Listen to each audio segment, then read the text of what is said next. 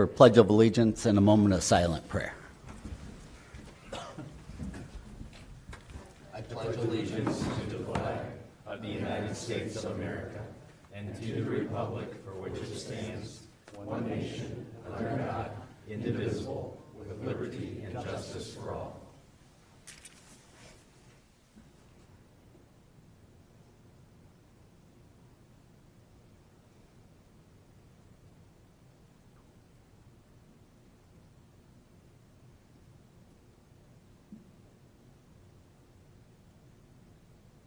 Thank you.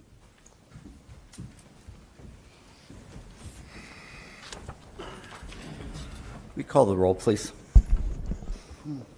Mr. Gaynor? Here. Mr. McClone? Here. Mr. Courant? Here. Mr. Towsley? Here. Ms. Whipke? Here. Mr. Kernan? Here. Mr. Pilot? Here. First off, Committee of the Whole from standing committees. Does anyone on council have anything there? All right. We do have, I invited Mr. Addis from Norton City Schools Superintendent. I asked him if he would join us this evening to give a brief presentation on, I should say, concerning the school levy. Mr. Addis, if you'd like to come to the podium. Thank you very much. I appreciate the invitation, being here tonight. My name is Dane Addis, 1984 graduate of Norton High School, proud grad. Lived in the community for 25 years. Obviously a school district that shaped my life. This is my 26th year as an educator, fourth different district, and really proud to come back here in this role of superintendent.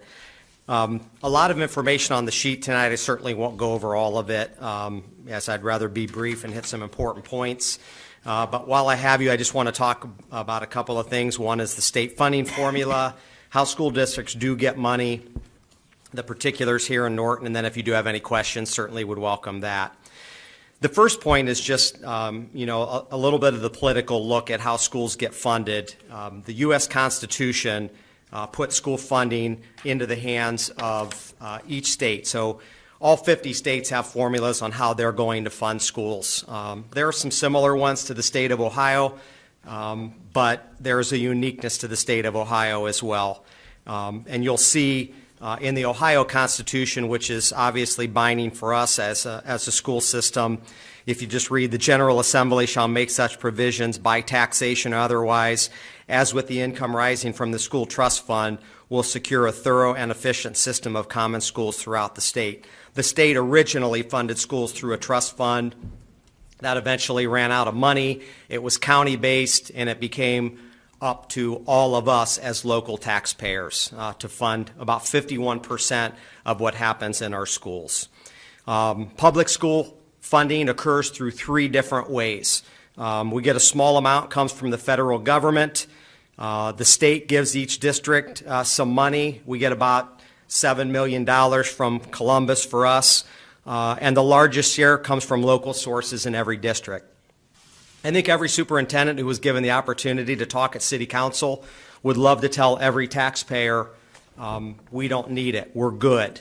But that's not the case. And Norton, just like most other districts around us, we are what we have for the students in our school district, in every school district. There is a reliance upon the taxpayer to fund this. In 1997, the funding for Ohio schools was deemed unconstitutional, and the courts said, do something about it. It's 2018, and nothing has been fixed. So the same formulas that were in play back then are in play now. And I just want to talk to you a little bit about why it's not working. Something that's really difficult to understand for people is a term that's called inside millage. So everyone in this room pays taxes inside millage up to 10 mills that are related to government spending. We all do it as residents. It has nothing to do with the school system. So this was a valuation year for Norton. Those valuations occurred in February. People got new tax bills in October, and I know the average increase was about 8% for Norton valuation, so people's taxes went up. That had absolutely nothing to do with Norton City Schools. That was the state of Ohio. So this year, as I wrote in there at the bottom, we gained roughly about $120,000 from inside millage this year, which is about, it's less than 1% of our overall budget. We're very appreciative, but that, again, that's not a voted levy. That has nothing to do with the schools. And I put the example, 4 years ago when valuations were down, the school system lost about $120,000. So there are many residents in here. Some people's valuations went up and their tax bills increased. Some went down and their tax bills decreased. So out of those 10 mills, the school gets about 5.9 of those mills. And then other service industries receive the rest of that money. That's something that's separate. Here's where voted levies come into play. When a school district's inside millage does not secure enough funding, then the school district goes to the community for a voted levy, and that's called outside millage. So in its simplest terms, right now, our inside millage and other levies that have secured the district, we've run out of money. And next year, we will be in the red, over $300,000 in the red without the passage of this operation levy. So if you look on the other side, I want to talk to you just briefly about House Bill 920, which was passed in the mid-'70s. House Bill 920 is a protection for the taxpayer, for the stakeholder in every district. So once a school district secures and works with its community on passing a levy, the amount of that levy can never be increased. So if a school district gathers, let's say, $10 million from a levy, even if property valuations go up, House Bill 920 protects the taxpayer on the voted levies. So this 3.5 will generate money for the district. We will never capture a penny more than that with this levy. House Bill 920 is a protection of that. Now, if we have new housing that comes in, then we have new residents paying taxes, the district obviously benefits from that. So you see the example. What happens when property values increase is that each individual homeowner, their millage rate decreases. So we don't get more money from that. Here's the real reason why schools come to their cities year after year after year. The last time we passed an operations levy was in 2012, and it was a 1.9. I just need to be honest with you and tell you it's the smallest levy I've seen in my 26 years. I've not been in a district that has gone with a 1.9. This district has taken that 1.9 and stretched it into its 6th year. It's the most resource-efficient district that I've ever been a part of. It generates about $533,000 per year.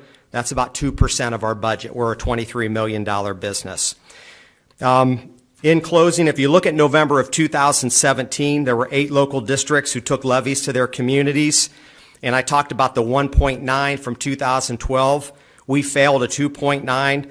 You'll see that out of those 8 districts, 6 of them passed, and the average millage was a 6.6. What that means is that you are living in a fantastic city with low tax rates. A great place to live, a great place to go to school. But our taxes generate less money for our students than any school district in Summit County. We're 17th out of 17. So not only do we have to watch our money, but the millage that comes from our community in support is less than others. So the Summit County 2017 property tax per $100,000 valuation, it's the lowest. It's $1,327. And the per pupil valuation, so if you take the taxes in Norton, you see that generates about $3,400 per student. And then you look at some comparison districts. Coventry, for instance, generates $5,100. Woodridge, $8,000. Manchester, $6,000. So we are forced, and we're happy to do that, to be good in our spending and to be resource efficient. But we've reached a point in this school district where we're getting dangerously close to a level that would cause the state to come in and talk to us about things like fiscal watch and fiscal emergency. My goal here is to work with the taxpayers on this and then leave everyone alone for a while. It's a big goal for the school district because it seems like we come a lot, and I don't want to do that. But we're in a difficult time period right now. We had the state auditors. Our 5-year forecast showed us in the red. So anytime that happens, the state comes in and audits. They were in our school district for 5 months. And it was the first thing that I did as a superintendent was go through this report with the state auditors. It's all online. You can read all 37 pages. They believe that the school district is doing amazing things with its money. This is an outside auditor. It's Mr. Yost from the state. Felt like we're doing more with less than almost any school district they had audited. So the district is doing some great things. So I thank everyone here for considering it. The most important thing is if you have any questions about it, my number is 825-0863, or you can get me online with an email. We love to just talk to people and provide information that helps them on this decision. Could I ask a question? Mr. Addis, I do have a question for Yeah. you. Last year when I was out campaigning, I ran into a few people that had their thoughts and ideas about the school and systems and the funding. One of the things I learned afterwards from someone else, because I didn't know the answer, was that our school system, when we put in our new buildings, had based our finances on a certain level.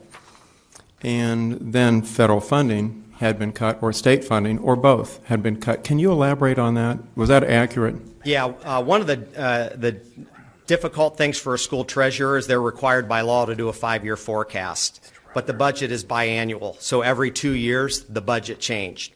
I will tell you that from January of 2017 till the time the final state budget came through for schools, we lost $1.1 billion. Here's a small example. We have pre-K school in Norton. Laws originally for every 8 students, you were required to have 1 adult. And without really asking any school district how they would manage this, it became a 6-to-1 ratio. So we went from classes of 16 with 2 adults to once you got to a 13th person, you had to hire another adult. And that's a small example. We hear all the time on the news about state testing mandates. It's an often discussed item. Many corrections and changes to state testing. School districts had to fund every single bill. College Credit Plus, which we think is good for our kids, it's a great opportunity. It's all up to the school district. $250,000 of spending last year. Charter schools, when we're not good enough and our students want to leave Norton, we foot the bill. $350,000 last year for charter schools. So the state is demanding these particular things, but providing very little money to handle them. Does that answer your question? I think so. Thank you very much. You're welcome. Can you elaborate a little bit on the 2 different styles of fund, one being the building and the other one being operational? Yeah, so operational money is exactly what it sounds. For lighting, water bills, fuel, salaries, everything that a school district would need to buy lunches, anything it would buy for daily operations goes into operations. A bond levy, for instance, can be taken to a community vote only for building structures. So quite often in most districts, and if you look at recent districts that have had building, they'll build a new building and then often come back to their communities a couple of years later because the bond levy cannot be mixed with the operating levy. And the other one is the PI levy. We have a permanent improvement levy that's been renewed in the city since the mid-'80s. We've never gotten more money from the permanent improvement, but the permanent improvement takes care of anything that's in a school district 5 years or more. So any pavement, concrete, busing, roofing, all these things that we face, that can be paid for through a permanent improvement. But none of that money, not a dime of it, can be spent on operations money. They are not allowed to be intermixed. Mr. Addis, you talked earlier that part of the school district's money comes from the state, but isn't it true that that chunk of money has decreased in recent years from the state? Yeah, it's interesting because on the dollar that the state promises, I just looked in 2007, we were actually getting about 45 cents on the dollar. And in the last 10 years, that's increased an entire penny, whereas inflation has gone up. We're now all the way up to 46.1 cents per dollar. So the state funding formula tells school districts that you're going to get about $6,010. With all due respect to Columbus, there's no formula behind it. I hate to say that it's a coin flip, but it's a little bit of a coin flip. We actually, with our state and federal funding, we get about $4,200 of the $6,000 that the state promises for each child. So the state reports a lot of funding that comes our way, and we do try as hard as we can to maintain a good relationship with them, but the funding is a difficult relationship. Now, part of that state funding, was that reduced by the money that the schools received from the lottery? Yeah. So one of the things that everyone needs to understand is that when your value as a school district increases, your state aid decreases. So what that tells you is as a community grows and becomes wealthier, you're getting less state aid. So when a district gets something like lottery money, and just so everyone knows, lottery money has helped school districts. It's been distributed properly, but the state considers that wealth for us, an increase in wealth, and gives us less. So there are rumors right now. I've just had my first really official meeting on a possible Nexus pipeline that's coming through. And the earliest that we could ever get any money is 2020 or 2021. But the state will calculate every penny of income that comes our way and take state away from us, state aid. They rarely will allow, unless a district is booming, and there are some north of Columbus that are just exploding right now, and they can't fight the financial growth that just because of new housing, a school district can become wealthy. There are very few other ways for, outside of good, strong spending, which we do, it's difficult for a school to actually be rich. Any other questions for Mr. Addis? Well, we thank you for your time. We appreciate you coming here and giving us a little more information on it. Thank you so much for the invitation. Thank you.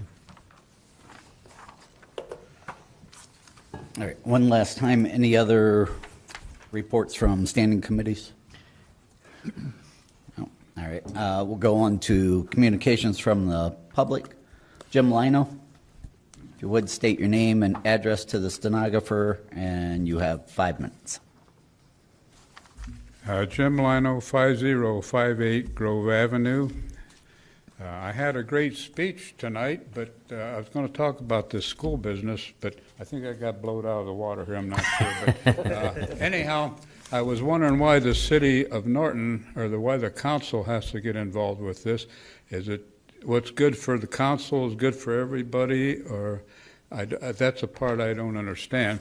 And there's a lot of things that he said that probably went way over my head on school fund, all of this business. But when I pick up the paper and I see a brand new school being built, and then I read, well, we had $90,000 surplus that we didn't use, why say, wait a minute, why didn't they put that money in a bank, and then if something comes up, they could use it? Oh, no, we're going to build a field house. We'll blow it on that. So there's $90,000, in my opinion. Now, this is what I'm observing.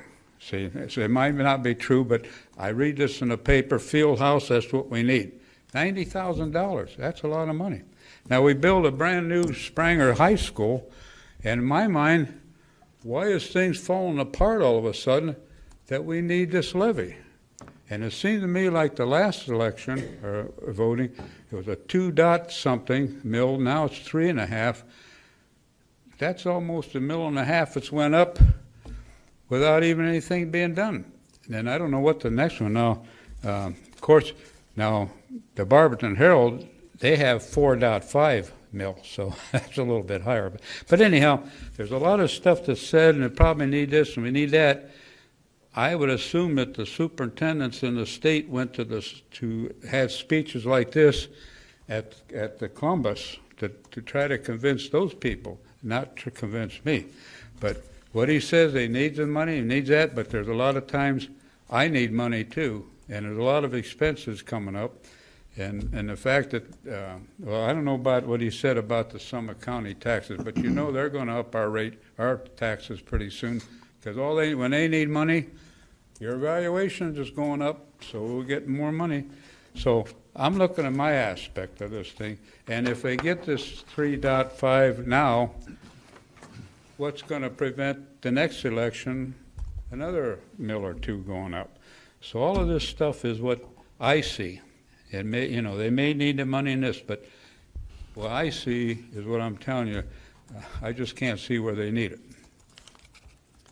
And Mr. Lino, just so you know, that's why I asked Mr. Addis the question to explain the difference between the property and the operational funds. The property funds cannot be used for everyday operations.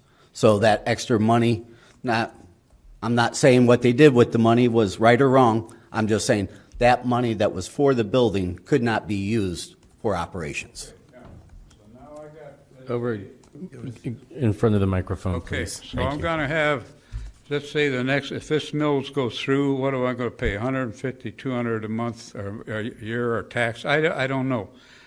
But when Summit County comes along and they says your evaluation went up, so that's going to be another couple of $100. It may not go to school, may not have nothing to do with the school, but it's still money out of my pocket. And that's what I'm trying to keep down, Right. Next up this evening, Mr. Bill Romer.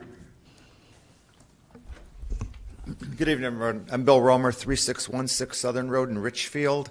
I think this might be my 12th time appearing before you, because one of the commitments I made in 2010, I was elected to Summit County Council at large. And I said that I would go to every community every year to make sure that I understood the issues facing the elected officials, the administration, as well as the residents. And I believe very strongly in keeping my commitments. Coincidentally, I just happened to be with Superintendent Addis 2 weeks ago at his Norton Board of Education meeting. I think it was the third time I had attended there. And the reason I'm doing that is I currently serve on the Summit County School Board. It's a Summit County Education Service Center Board of Governors. We provide shared services to schools across Summit County and even into other counties. I currently am a candidate for state office. I'm running for the Ohio House of Representatives, 38th District. And that district runs all the way from Boston Heights all the way down to Beach City. And I've made the same commitments, to each of those communities. I've met every elected official in every community in the district because I believe very strongly in doing this on a full-time basis, working to make sure that I represent appropriately the folks in each of the communities. I am a CPA. I've got an MBA from Case Western, and I did happen to be the director of sales for AT&T. I was lucky enough to be able to retire, and I do this on a full-time basis, and I really enjoy doing it. In the past election, I walked to many thousands of doors across Norton, ate lunch right behind us here at the gazebo for many days, and you'll see me here again this summer. Hopefully it won't be quite as warm as it was last time.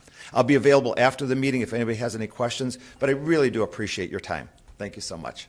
Thank you.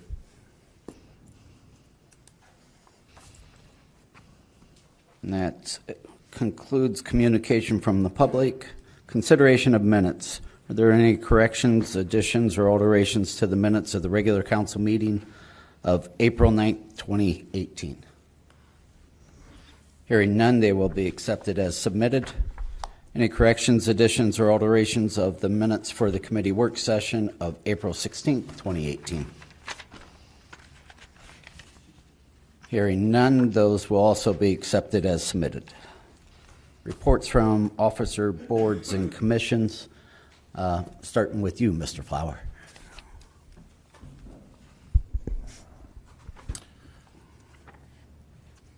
As some of you know, we have discussed bidding out our own paving. I will be in the process of preparing some bids for some excess over what we've selected for the county. Those bids should go out in the next week to 10 days. We have to advertise for bids for 14 plus 1 day. Once those bids are received, I'll bring those to council. I know that we've talked about trying to mix and maybe doing a lot of that in-house, but I wanted to let you know that my intention is to try to get those advertised as soon as possible and get you an ordinance to council authorizing the contract. So I just want to prepare you that that's something that'll be coming probably in the next, probably early May, mid-May. Other than that, Green Up Day is Saturday. Ron has worked very hard to get everything ready for Green Up Day. As a reminder, there are registration forms online for anyone who wishes to register. And we would welcome anyone's assistance in helping in that process. On Saturday, it's from 8 until about 12:30. Our new ambulance came in on Friday, so they'll be working to get that in service. So thank you, council, for allowing us to get that. But we did pick it up last week. And other than that, I think that's all for now. Thank you. Mr. Messner? I would echo what Robert has said about Green Up Day. I really need everybody to get the word out. Normally, in the past, we've had anywhere from 75 to 150 residents and volunteers show up. As of today, I think we're sitting somewhere around 20. So we're way down in that. So we need help. Get the word out, please. We do have giveaways we're going to give out, and you know, we're going to try to beautify the city, as many areas that we can, depending on the number of volunteers that actually show up. And that one of those projects is mulching around this building, and that. So, if you have time, please come. Bring your work boots and your gloves and help us. Nothing at this time.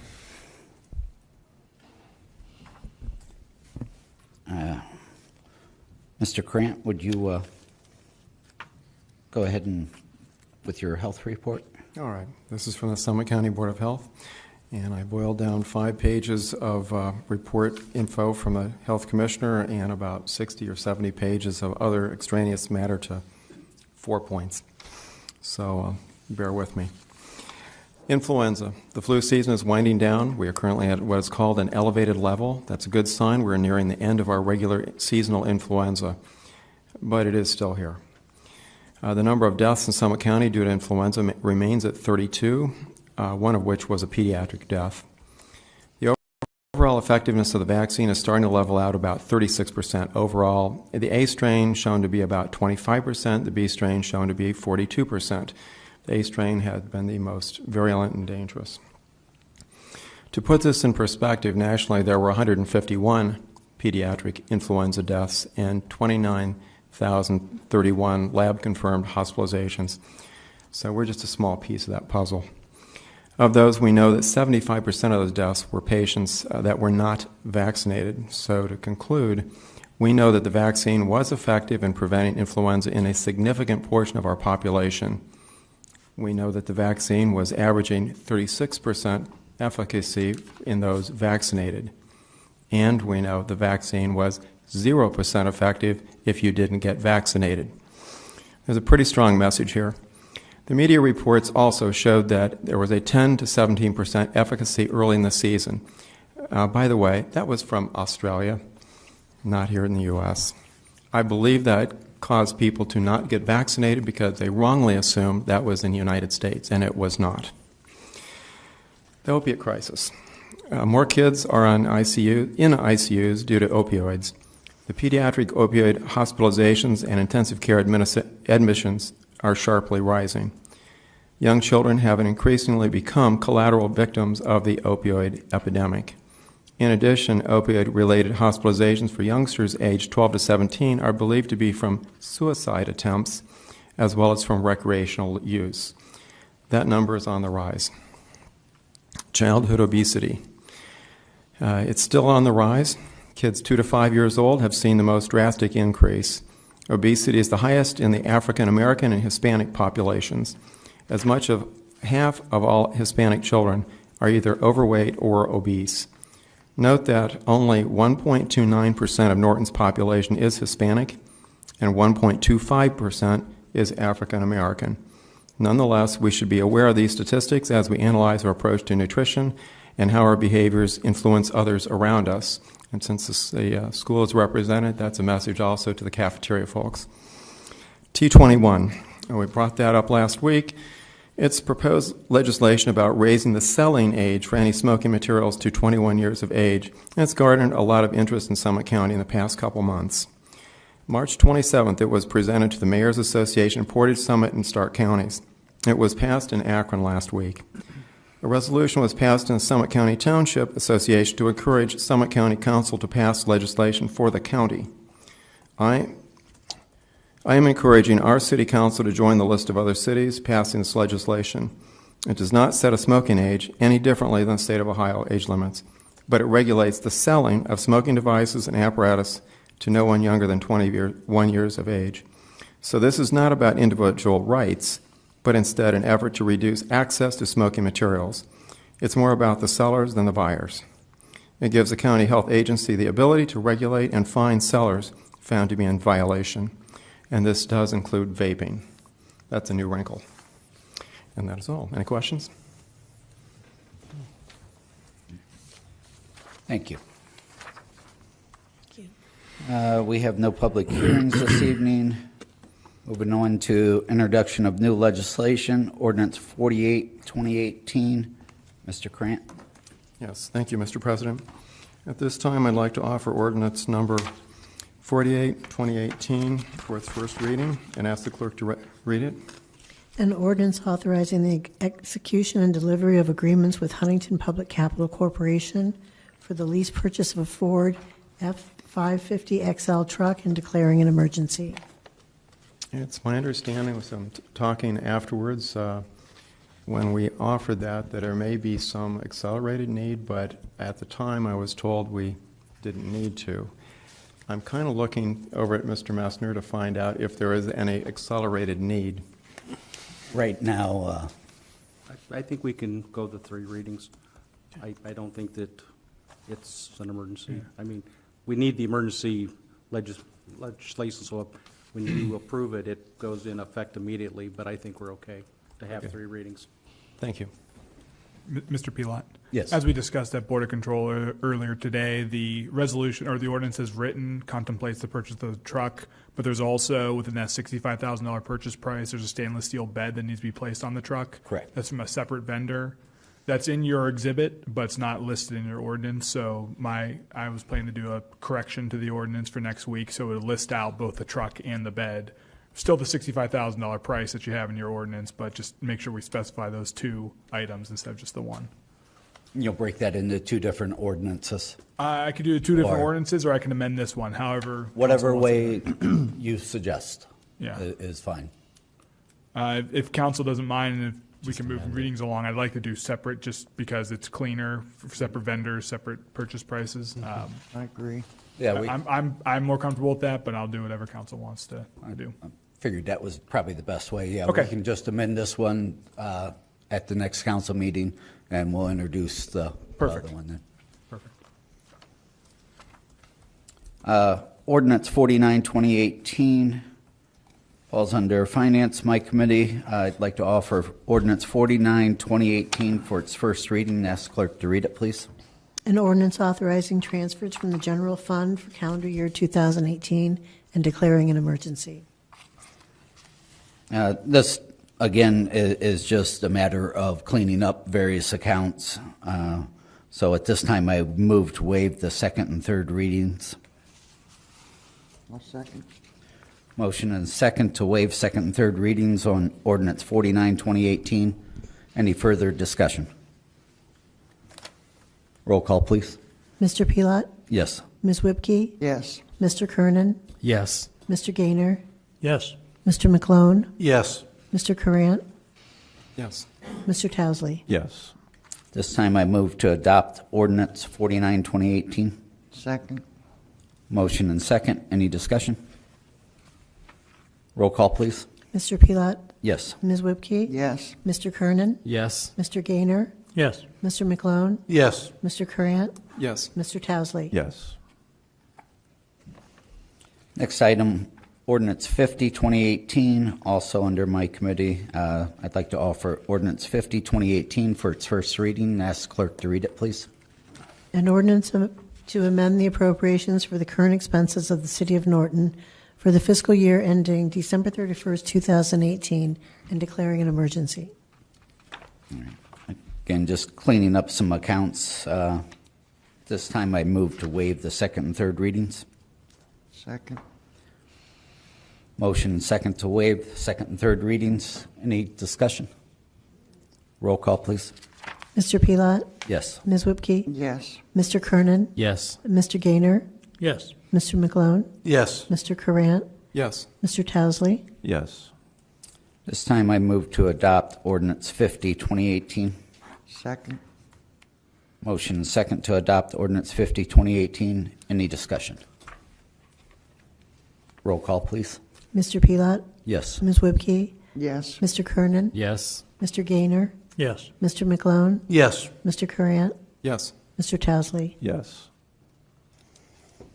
Next item, ordinance 51, 2018. I'd like to offer that for its first reading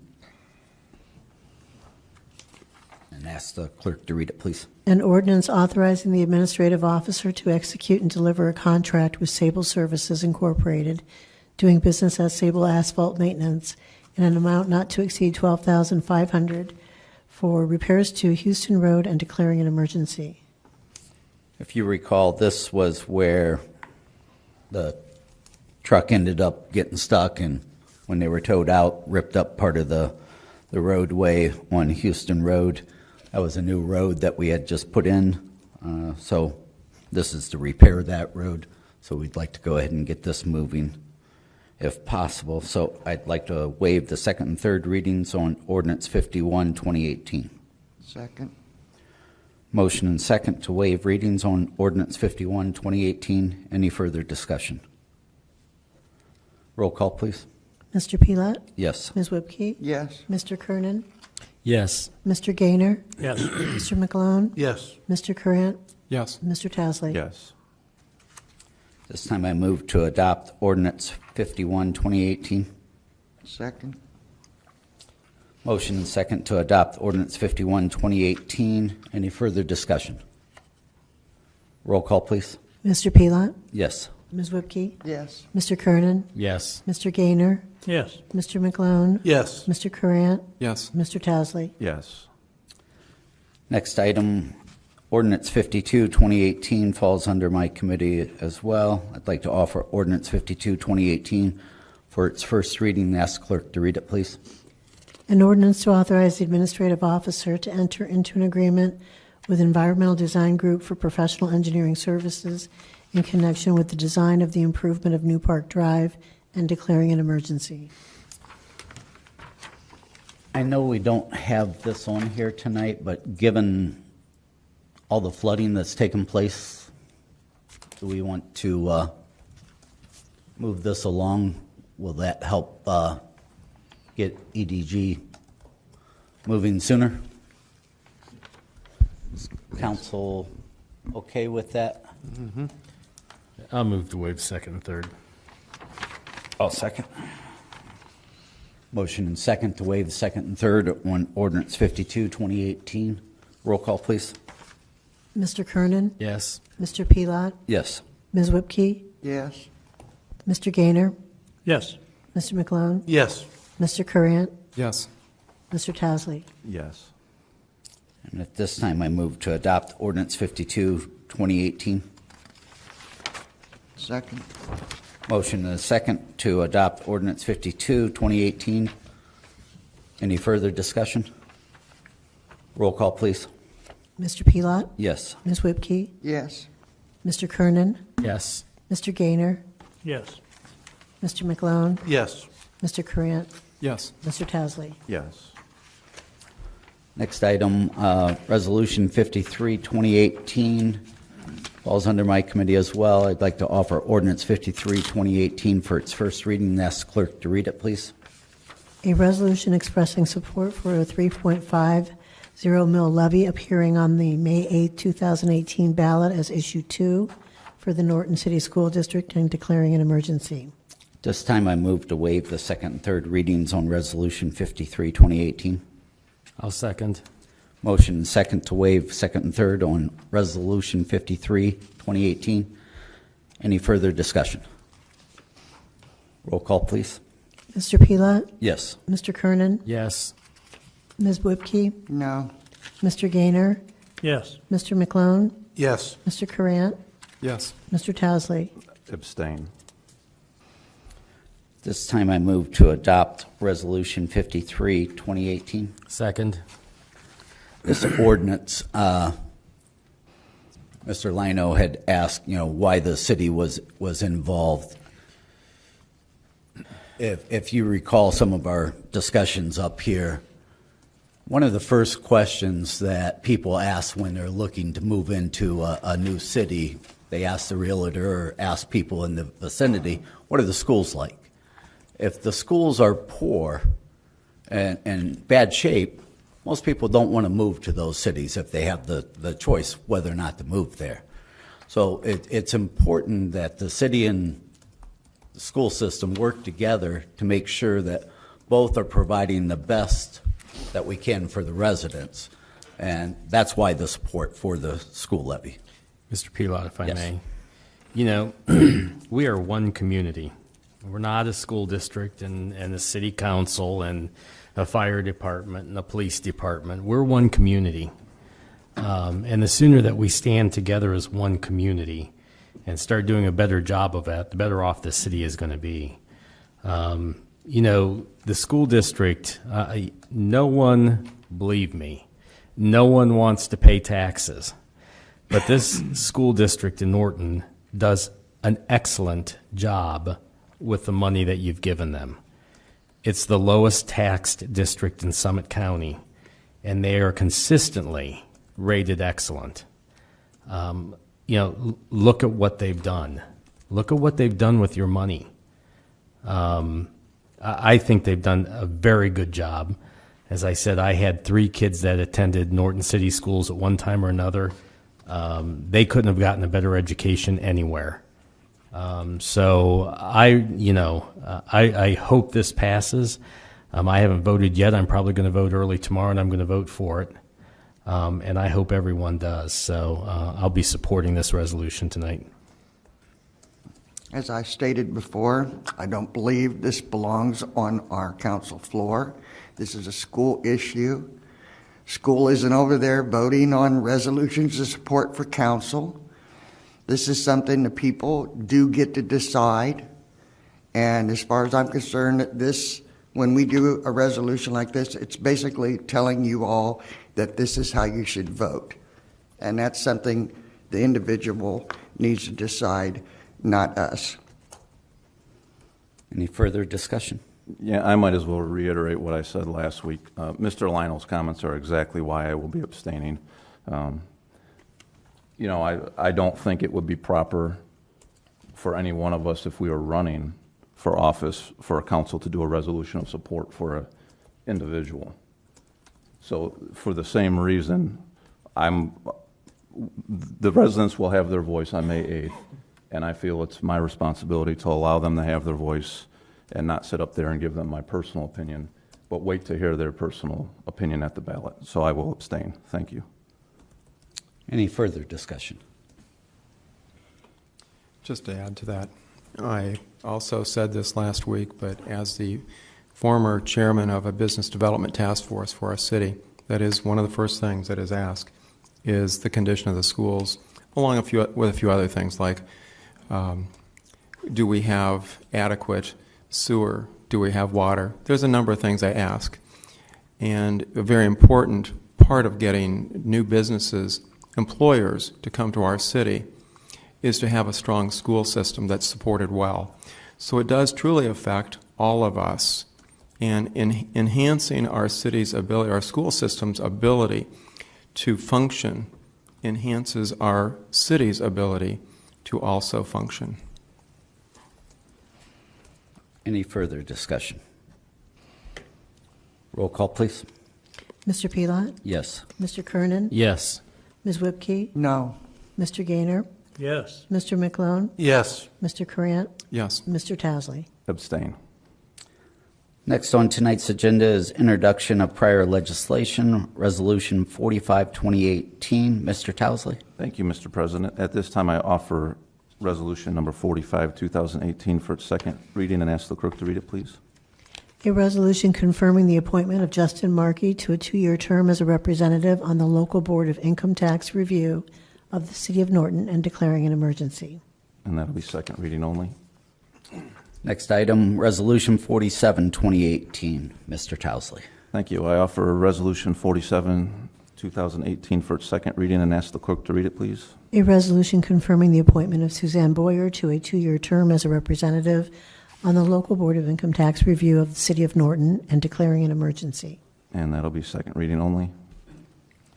Next item, Ordinance 37, 2018. Also, Mr. Towesley. Thank you, Mr. President. I offer Ordinance number 37, 2018 for its third reading and ask the clerk to read it, please. An ordinance authorizing the administrative officer to execute and deliver a collective bargaining agreement between the City of Norton and the Ask Me service workers of the city and declaring an emergency. And at this time, I'll make a motion to adopt Ordinance 37, 2018. Second. Motion and second to adopt Ordinance 37, 2018. Any further discussion? Just to clarify, this is 2% 2017, 2.3 2018, 2.5 2019. 2.0 this year, which would be 18. 2.0. Yep. And then 2.3. 2.5. 5. Okay. Any other discussion? Roll call, please. Mr. Towesley? Yes. Mr. Courant? Yes. Mr. Gaynor? Yes. Mr. McClone? Yes. Ms. Whipke? Yes. Mr. Kernan? Yes. Mr. Pelot? Yes. Next item on tonight's agenda, Ordinance 38, 2018. Mr. Towesley. Thank you, Mr. President. I offer Ordinance 38, 2018 for its third reading and ask the clerk to read it, please. An ordinance authorizing the administrative officer to execute and deliver a collective bargaining agreement between the City of Norton and the Ask Me office and clerical of the city and declaring an emergency. At this time, I'd like to make a motion to adopt Ordinance 38, 2018. Second. Motion second to adopt Ordinance 38, 2018. Any further discussion? I guess, Robert, same percentages? Yes, and I misstated the previous. I apologize. I thought we were doing the clerical first. The service workers came in at 2 reopener, but there's a Me Too clause in there that gives them the 2.3, 2.5. So Okay. I apologize. That'll have to come back, if you recall, before council. So we'll bring the change, the increase from the Me Too to council when it's time. Okay. Any further discussion? Roll call, please. Mr. Towesley? Yes. Mr. Courant? Yes. Mr. Gaynor? Yes. Mr. McClone? Yes. Ms. Whipke? Yes. Mr. Kernan? Yes. Mr. Pelot? Yes. Any unfinished business? Yes, Mr. President. I had a couple questions for Mr. Fowler.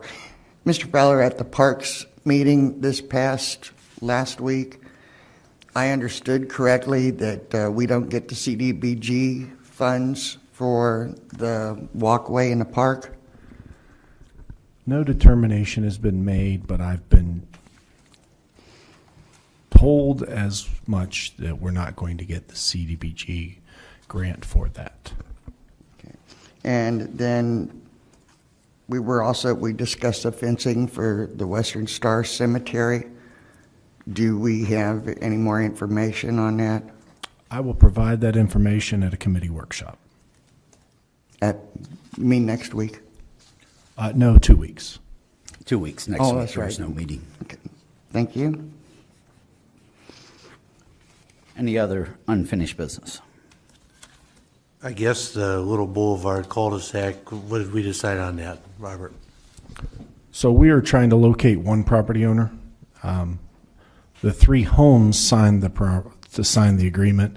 We are looking for the person that actually indicated to us in October that they were interested in signing the agreement. That is why you do not have the ordinance in front of you today. We have left a door hanger at the person's place of residence, but without the full complement of signatures, we weren't willing to bring it before council. But I think we said we weren't giving them very much time.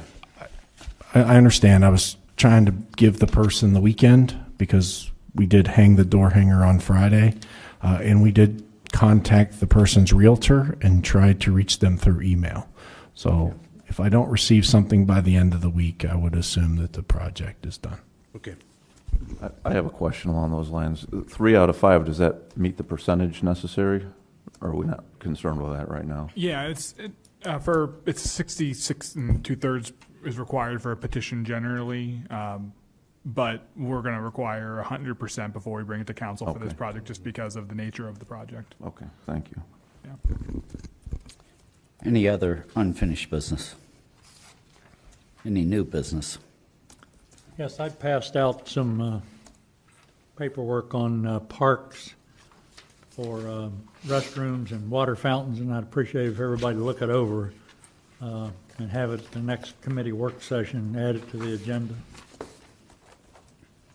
And have you discussed any of this with the Parks Board? No, but I will. Okay. I thought we had to have pricing before we could present it to the Parks Board or the council. Isn't that what it states? That the administration is supposed to work up pricing for us so I can present it as a resolution or whatever? I'll be honest with you, generally, I always felt we got something from the park board and they told us what they wanted to do. Right. I'm just a little confused here.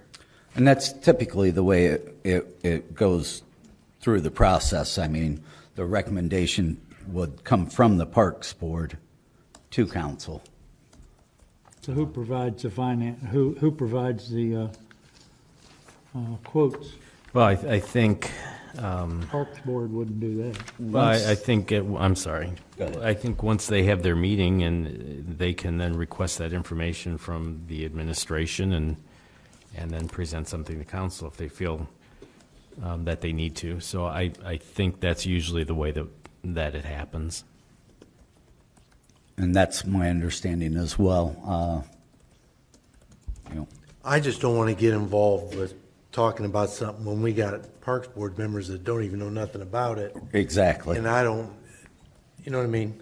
Yeah, because, there are certain projects that different boards and commissions have in place that they're working on, have already discussed, and, without them knowing anything regarding this, then we don't know if this is something they've already looked at, already discussed with administration. So I would like to wait to receive something from the Parks Board, if you would like to present this letter to them, and see what their thoughts are. Yeah, I thought would be- a copy would have went to them, I hope. And then as far as your first item here on this, there are some workings going on right now with that, so I want to hold off on that for just a minute. And What I'm getting at is I've been talking about this for about 3 years. I've been talking about it for about 3 years, and every time I talk about it, I keep hearing the same thing, Scott, let's hold off a minute, this is coming, that's coming. If you'll read that fully, Yep. you'll see that I've made some recommendations there that would be usable even after the water line that you're just talking about. If that was to happen, that recommendations that I made would also be usable for other things. Right, I was just referring to the very first item there.